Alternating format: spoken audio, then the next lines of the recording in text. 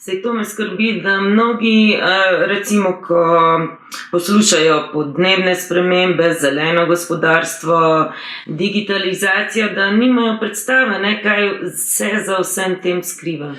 Ja, v knjigi malo bolj podrobno opisujeva to, da nobena tehnologija, lahko tudi vrhunska, odlična tehnologija, ne more rešiti sprevrženih družbenih odnosov.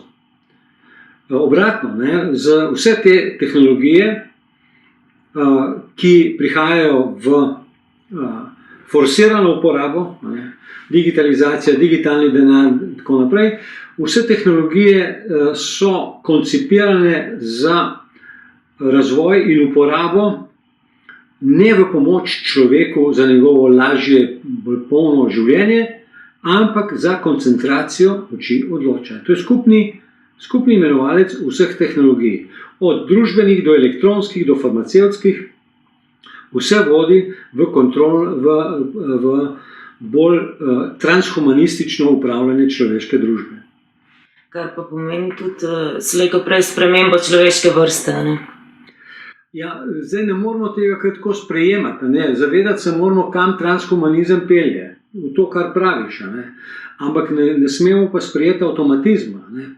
Ker z avtomatizmom nas ubijajo, ne?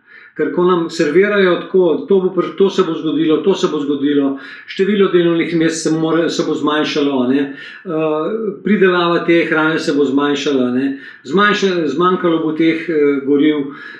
To so vse laži, ne? Ampak vedeti moramo, kaj pomeni prediktivno programiranje, ne? Se pravi, od Hollywooda, Disneylanda do raznih finančnih projekcij, raznih svetovalnih hiš in korporacij in McKinseyjev in tako naprej.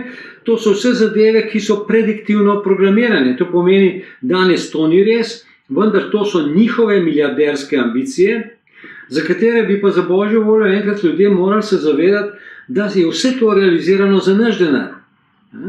Ker denar je nek zunanji izraz vrednosti. Denar sam nima nobene vrednosti. Vrednost nastaja z našimi aktivnostmi, se pravi za človeško aktivnostjo zgolj znotraj človeške družbe. Če bi neka atomska bomba izbrisala prebivalstvo sveta iz obličja Zemlje, ne bi bilo več ne družbe, ne denarja, ne kreditov, ne ničesar. Se pravi, denar je družbena kategorija. In z mehanizmi, o tem tudi podrobneje piševa, kako je do tega prišlo, od leta 1913 izrazito naprej, za privatizacijo proizvodnje denarja v ZDA, in potem koncentrično po celem svetu, smo v situaciji, kjer milijarderska kasta parazitsko črpa vrednost od ljudi celega sveta in jo usmerja v zasužnjanje teh ljudi. In to je oblečeno potem v razne bleščeče barve, pa filme, pa blišč, pa diamante, pa vse sorte sranja tele visoke družbe. V resnici je pa to kraja, je to sužnje lastništvo. Natiskajo denar in mi dobimo tiskan papir, praktično. Denar, ki še nima nobene vrednosti. Ja, tako temu posvečamo kar nekaj pozornosti v tej knjigi, ker tu je zmeda totalna. Tudi recimo zloraba kategorij, kot je kriptovaluta, kot so kvantne valute, kot je zlati denar in kot je papirni denar. O vprašanju denarja se ni možno produktivno pogovarjati, če si ne razčistimo osnovnega pojma. Ker že 5000 let, kot je stara iznajdba denarja, denar je ena najbolj koristnih iznajdb človeštva, ampak zadnjih 2500 let izrazito zlorabljen.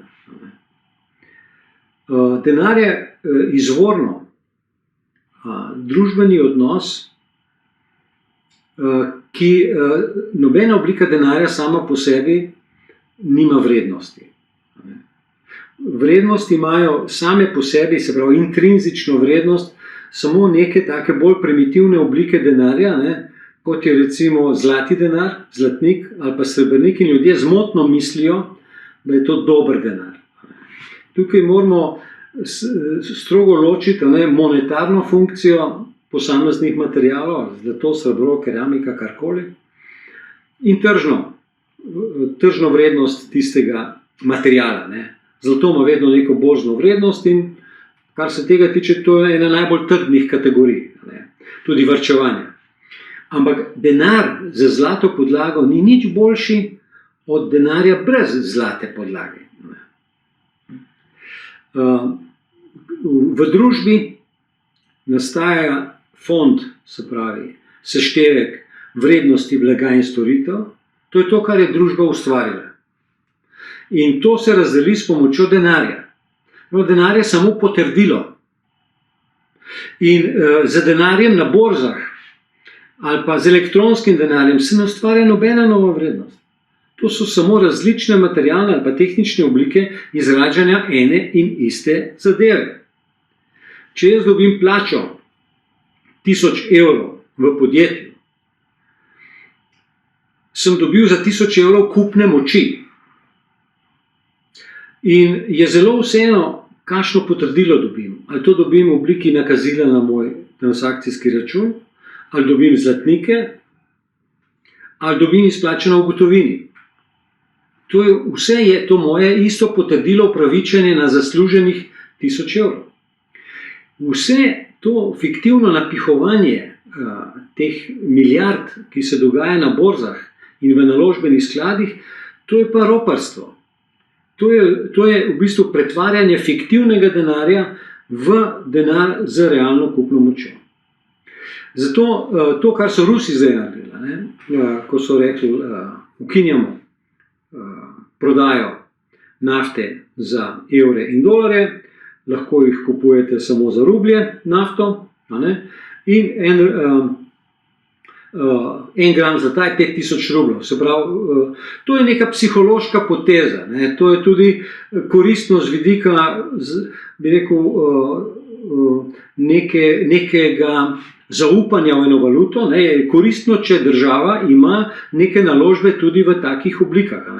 Kot naprimer centralna banka, ki so sicer polovico depozitov pri mednarodnih bankah, mislim, vse depozite so jih zaplenile, ampak nekaj jih pa imajo še doma. Tako da, kar se denarja tiče, kar bistvene stvari pojasnjujejo v tej knjigi, ker so namenoma tukaj te zgodbe, kako recimo nas bo Bitcoin osvobodil, pa tisti zlobnih centralnih bankirjev. Pri denarju je morda celo najpomembnejša ena zadeva izven monetarne sfere, to pa je, kdo upravlja z državo. Se pravi, sistem, ki ga mi dva analiziramo in predlagamo in kažejo na sedanje slabosti in kako bi morali biti, je, kako realizirati upravljanje države v dobro ljudi, in v takem sistemu je denarni sistem zgolj podsistem tega, zgolj izvedbeni sistem. Denar je v svoji osnovni funkciji zgolj infrastruktura, tako kot vodovod, kanalizacija, ceste. Denar ne ustvarja nobene nove vrednosti. Denar nam mora samo pomagati razdeliti ustvarjeno, izvajati transakcije, varčevati, investirati. Pa kaj je tisto v sistemu, ta mehanizem, da eni posedujejo 90% svetovnega premoženja? Ja, to je da 1% ja, drži. Ta zadeva je v bistvu eksponencialno naraščala, bi rekel, po padcu zlatih let kapitalizma, ki so bila eno najbolj, bi rekel, uspešnih obdobij človeštva, od druge svetovne vojne, se pravi od leta 1945 do leta 1970, ko je pa, bi rekel, nastopilo obdobje neoliberalizma, ki je podrl vse tiste pridobljene vrednote na kapitalističnem zahodu realiziranega, dokaj optimalnega upravljanja družbe. Po tem obdobju, po letu 1970, prihaja do eksponencialnega povečanja razlik v premoženju in dohodkih. Dohodki menedžerjev teh naložbenih skladov so astronomski in tukaj prihaja do protislovja. Ljudje in institucije, ki povzročajo človeštvu največ škode, si prigrabijo največ vrednosti. Zato pravim, da v tem sistemu ni rešitve, ker mi sami ljudje financiramo naše ugonabljenje. Ne? In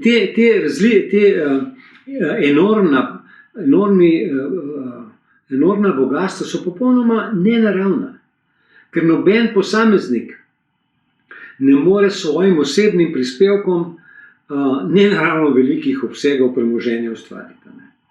Mi vsi lahko uspešno delujemo samo znotraj harmonično delujoče družbe. Seveda, eni so bolj pridni, eni so bolj pametni, eni imajo mogoče več sreče, in eni so. In je zato naravno, da nekateri imajo več, nekaj več, ne pa milijonkrat več. Tako da ta razmerja so se porušila zaradi vgrajenosti teh mehanizmov v ta monetarni sistem in sistem upravljanja s človeško družbo, ker zdaj je v bistvu celotna demokracija je zdaj popolnoma podrejena finančni moči. In zato je tudi imamo opravka z paradoksom, protislovjem, v katerem piše o tej knjigi, da to, kar ljudje ustvarimo vsak dan ali pa vsako leto, seštevku dni, večina tega je namenjena uničenju in uničevanju. Ta sistem je katastrofalno slab. Z vidika planeta in z vidika človeštva. Kratkoročno pa ta nekaj tisoč, 10 tisoč te privilegirane kaste uživa nekaj, ker oni živijo čisto v nekem svojem fiktivnem svetu, ki mu pa mi ljudje dajemo neko realno moč. In to se bo moralo sesesti.